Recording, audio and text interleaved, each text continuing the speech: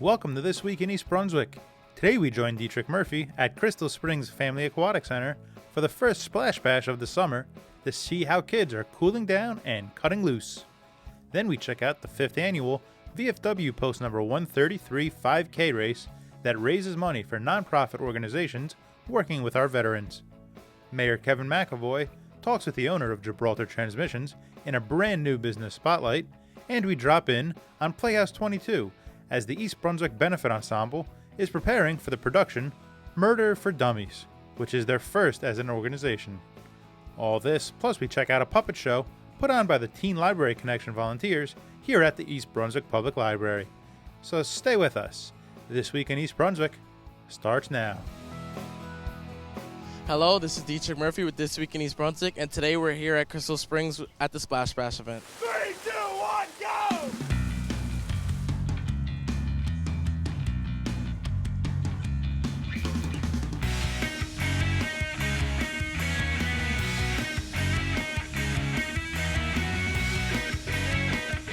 I'm here with Rick Ryan at Crystal Springs for Splash Bash, and we would all like to know what occurs at Splash Bash. A Splash Bash we do every Wednesday night in July this year. It's a pool party here at Crystal Springs for kids that are going into 6th, 7th, and 8th grade. And it's basically a big pool party for 3 hours where the pools are open, water slides are open, and we have a DJ here. We get free pizza. There's karaoke, dancing, singing contests. And it's a night out for the kids without their parents under a supervised staff here at Crystal Springs. And how long is the Splash Bash event? The Splash Bashes are 3 hours long. They're 7 to 10 p.m. on Wednesday nights in July. And if someone wants to get involved with it, how would they get involved? It's open to East Brunswick residents only, so anybody going into 6th, 7th, or 8th grade that lives in East Brunswick, they can come down. They pay right at the gate. It's $10 to get in, and for the $10, they get 3 hours of fun with all their friends without their parents around looking over their shoulders. Get to play in all our pools and sing and dance and win some prizes.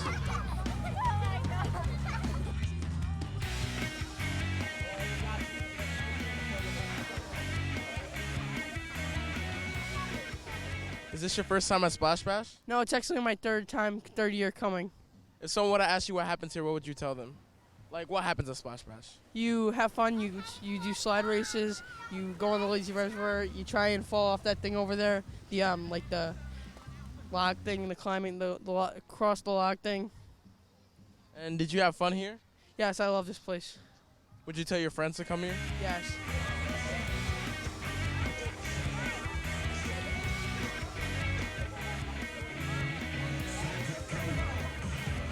Have you been to Splash Bash before? Yes, a lot of times. Yeah, like once before this. Yes. Yeah, I have been to Splash Bash. Yep, yeah, we have been. And what would you tell someone happens at Splash Bash? Wait, what? What would you tell someone happens here at Splash Bash? Some of the pools are closed, but you get to have a lot of fun with your friends and eat pizza. It's like a good thing after school ends to like see all the friends that you had at school and like sort of like hang out with them before like some of your friends like leave for the summer, and it's just a good time to like hang out with your friends, I guess. Yeah, definitely chill out with friends, and also you get pizza and drinks. It's basically like a huge party with all your friends. Like everyone here said, it's just a nice time to hang out with your friends here.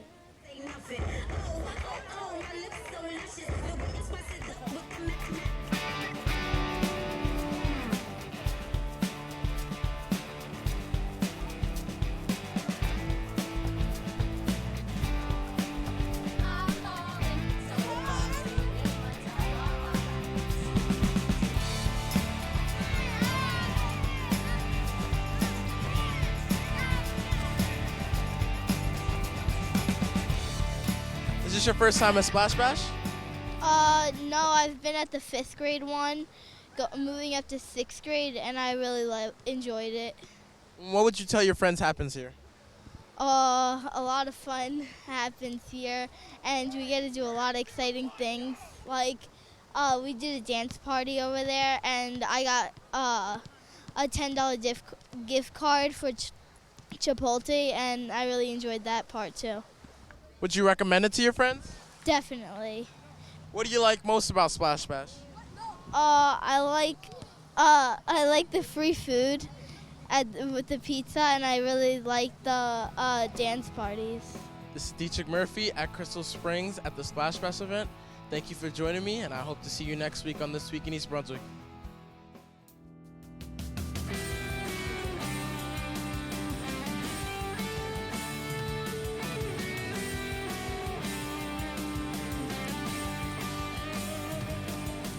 We had our fifth 5K race, our most successful one in the town here. This is our fifth one this year.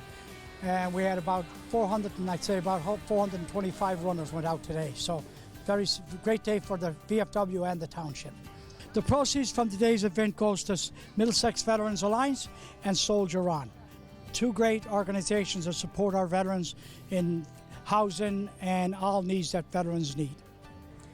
Oh, say, can you see by the dawn's early light what so proudly we hailed at the twilight's last gleaming? Oh, say, does that star-spangled banner yet wave o'er the land of the free and the home of the brave?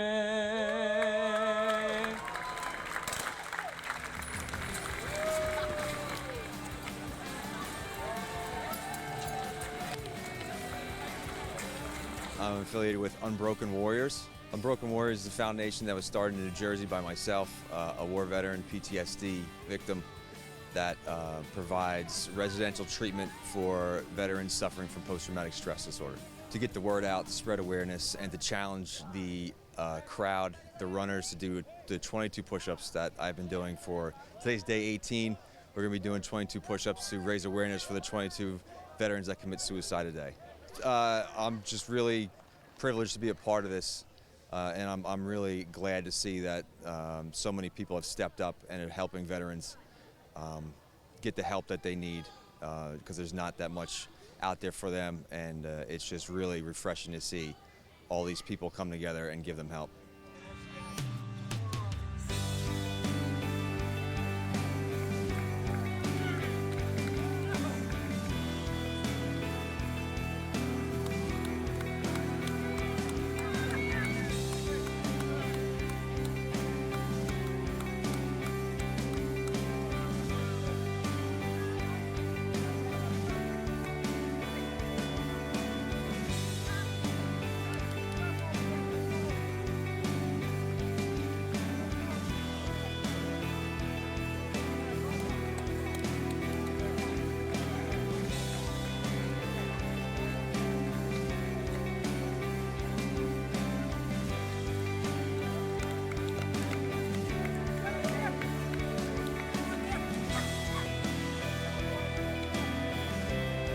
It's amazing that the people get up on Sunday morning and come out here and run this heat, and a record crowd for the race this year. So we're over the moon with that, and we think it's a great accomplishment.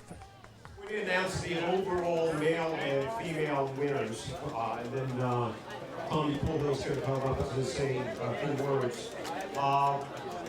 Also, too, the gifts, the prizes for the overall male and female were donated by First Command, Robert Todd Hole. So we thank you for that, very generous. We appreciate it very much. So, we had some really good times today in spite of the 100-degree weather. And our overall male first place winner with a time of 17 minutes and 12 seconds, that's pretty awesome, is Marquis Cox.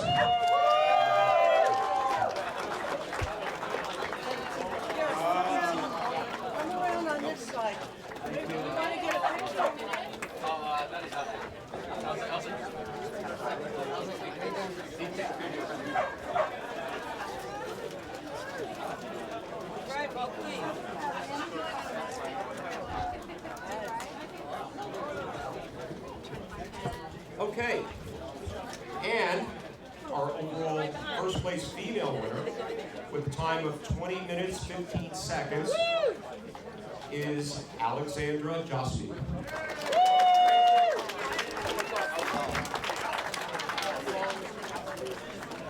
There you go. Be right out. Okay. Take some pictures. So I would just like to personally thank the Township of East Brunswick, our fire department, police department for the great work that they do in helping us, and the town council and all for allowing us to run this race. It's an amazing event and we thank them very, very much.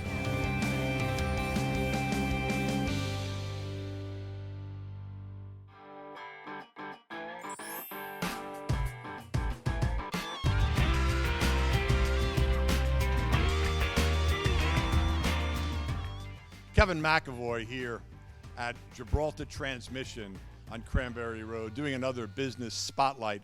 And I'm here with the proprietor, the main owner, the owner of Gibraltar Transmission. That's Steve Azarki. Welcome, Steve. Thank you. So why don't you begin by telling our audience a little bit about the history of the shop? Okay. The history of the shop. Well, it started way back in 1985 on Route 18 near Ferris Road and Ferris Avenue. And it was a small little location with just two guys and myself. And over the years, we built it up and built it up. And about 9 years ago, I needed a little more room, so we moved off of Route 18 to this location, which afforded twice the space and has allowed me to expand beyond the transmission repairs that I was doing solely at the other location. And how about a little bit about yourself with regard to your background?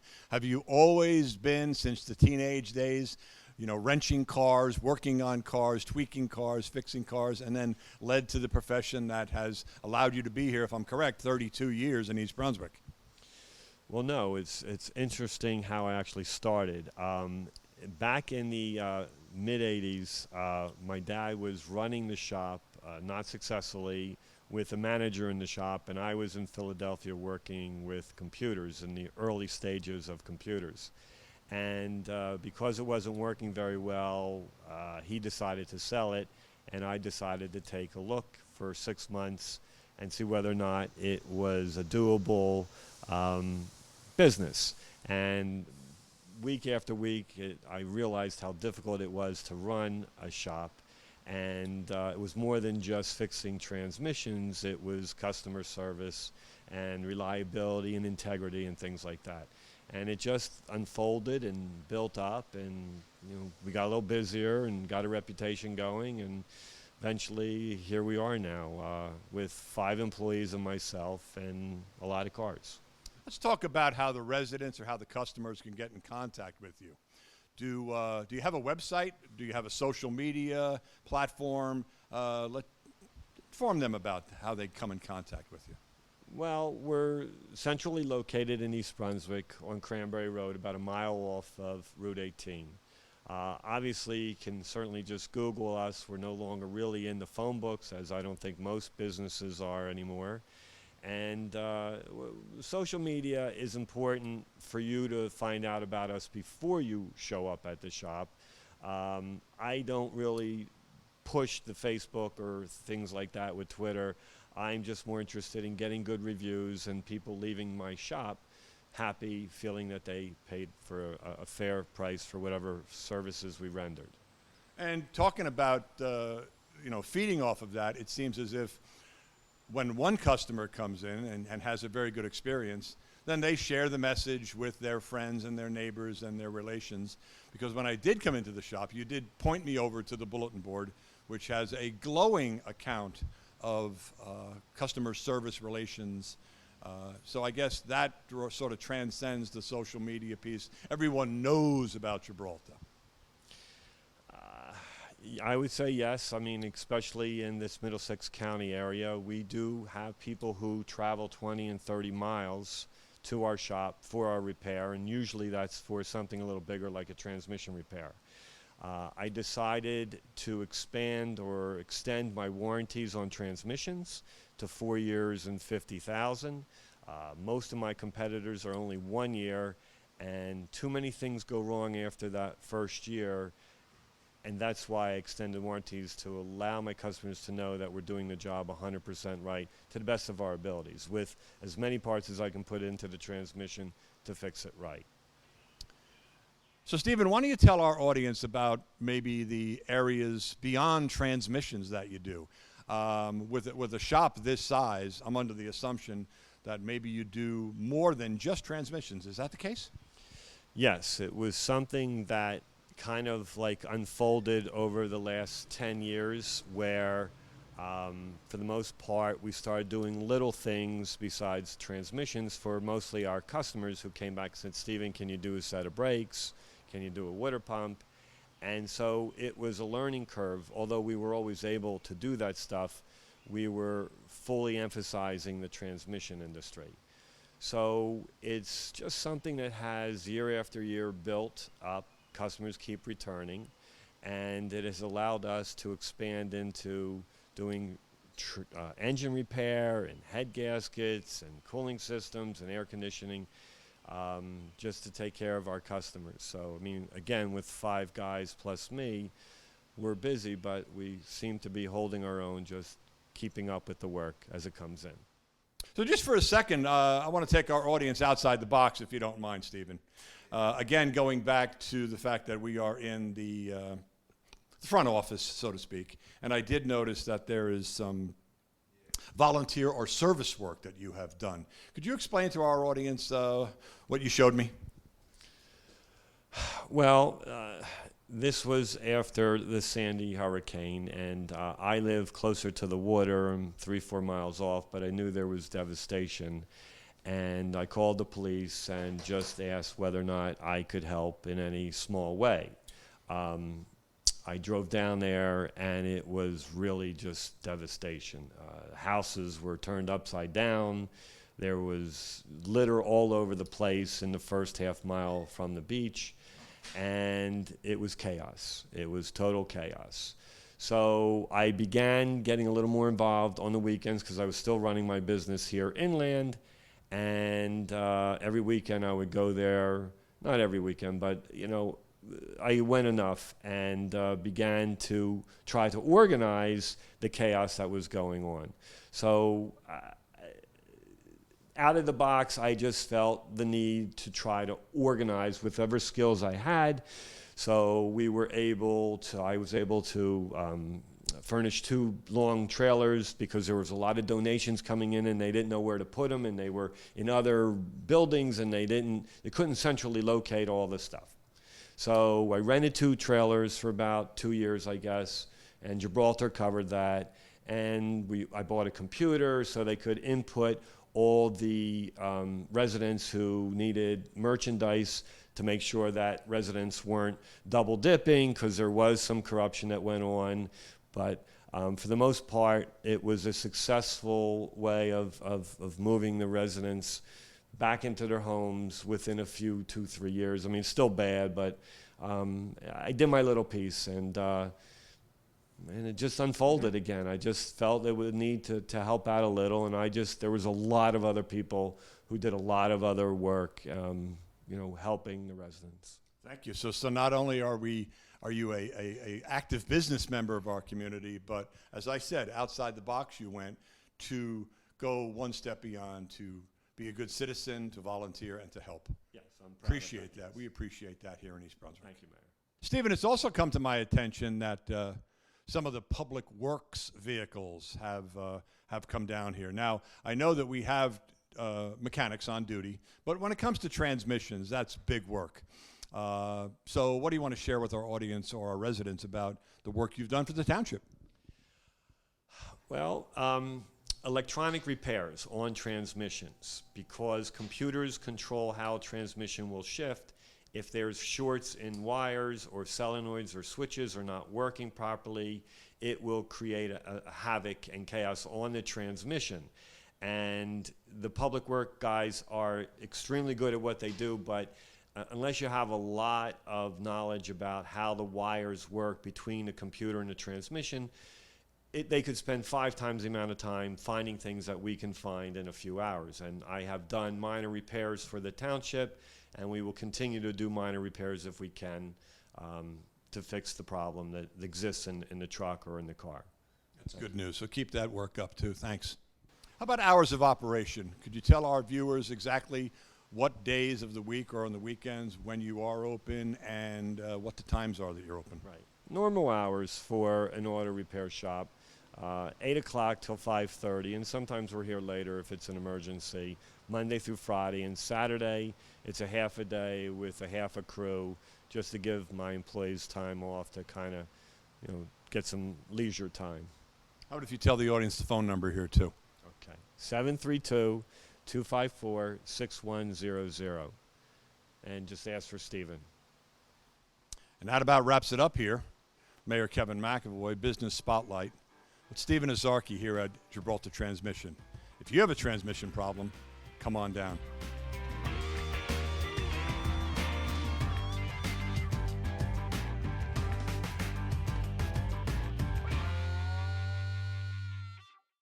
Hi, my name is Josh McCauley. I'm one of the co-directors of the East Brunswick Benefit Ensemble. I'm Aaron Bogdanovsky. I'm the other one.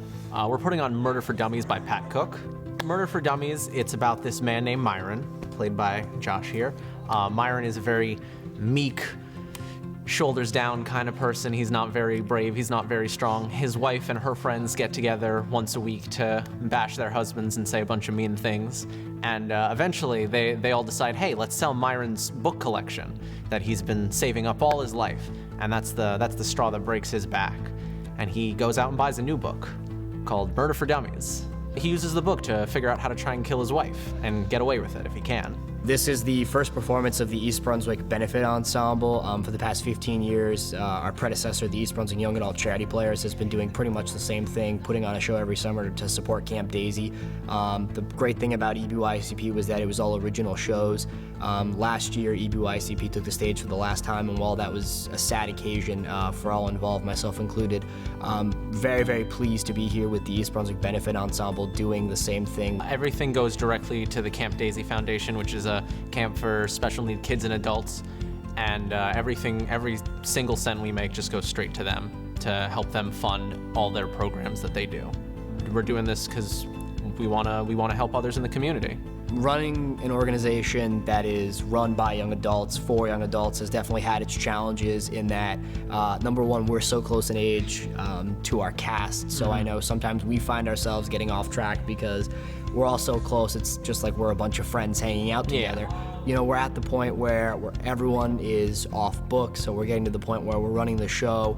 We spent this whole summer learning blocking, understanding more about our characters and all the little things they do that make them who they are. So we're getting to the point now where it's refining the blocking. We finally have our set, so it's understanding how we can work with the set, how we can play with the set. And now we're at the point where the show is actually up on its feet. So now we get to see how it works mechanically, and then this whole week and then into next week we'll be kind of smoothing out how the thing runs and then finally putting it on and watching it all click. We're really grateful that Playhouse 22 graciously lets us use this space, this beautiful space to put on this show for charity for, and they're helping, Playhouse 22 is helping us with by donating their resources, all the costumes they have, the set pieces that we've put together. Really appreciate it.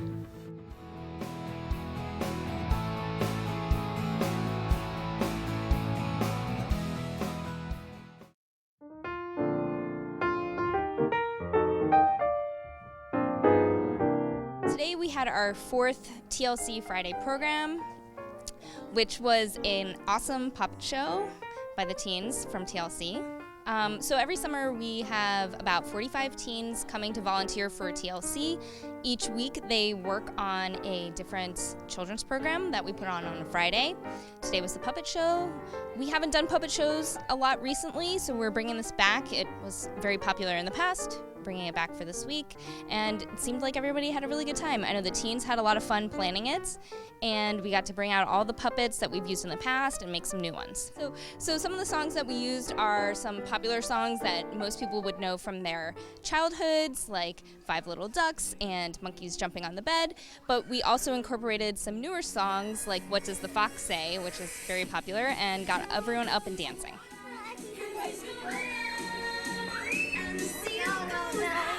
I think that the teen volunteer program at the library is very important for a lot of reasons and for a lot of people. It benefits the library, but it also benefits the teens.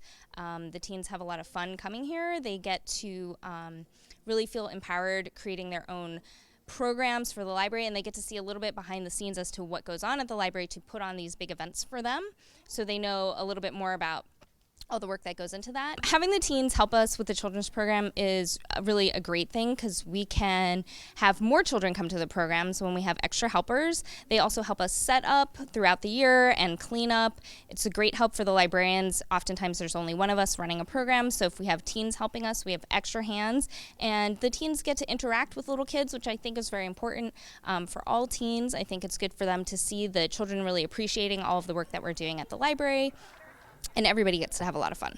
The teens over the summer are so enthusiastic. We always have really great volunteers coming for TLC, and it's really great for me to get to have a little extended time to work with them and hang out with them. Usually I see them a couple times a month, maybe for an evening or so. But over the summer, I get to work with them throughout the weeks for 6 weeks every day. It's a lot of fun to get to know them and to see everyone's personalities and everyone's strengths and how we can come together and make something great. So today we designed a puppet show for little kids. And we worked hard all week to, set up the puppets and make the puppets and make them better, and also, practice the shows so that the kids would enjoy, and I think they did. So. Well, one of them we did was called Down by the Bay, which was about this little boy who was going down by the bay, and he saw and he would come back, and his mother would tell him about all the different things that he would see there. And another one was a classic, 3 little monkeys jumping on the bed. I've been doing this for about, I think, 3 years now, and so I really enjoy this process, and so each time I come back because I really like it. I did TLC last year, and I remembered that it was a great program for teens. Something like that. We had even classics such as Who's Afraid of the Big Bad Wolf, and I just have to say that we really just enjoyed putting together a puppet show. We had to craft and make a lot of different animals and buildings and houses and trees, and I really hope that the kids enjoyed it. Yeah, we worked hard all week, and it was so fun to see a bunch of kids, all of different age groups, come together, and we really just used a bunch of different songs. Some were really unique, like the Bob Animal one, which was pretty funny, and it was just fun to see how they reacted, and it was fun to see them interact with us on 3 Little Monkeys. So it was a great puppet show overall. Honestly, this entire week has been quite a ride, and the weeks past as well. Considering that we've gotten to work with children, but as well we've gotten to learn things and also interact with other people. And I can tell you it's been definitely a fun ride, laughing along with other people, making jokes, and even creating stuff. And in the end result's kind of worth it, because after seeing the turnout of how many kids came here today, it was honestly, to say the least, it was a great experience.